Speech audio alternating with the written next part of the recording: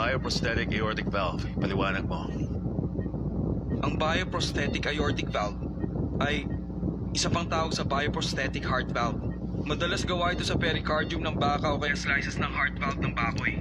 Ang pinaka-issue ay valve calcification, kung saan hindi gumagana ang naninigas na valve. Okay, good.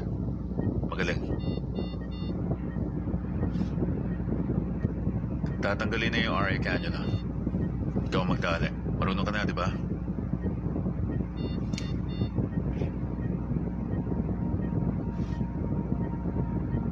Lapit na.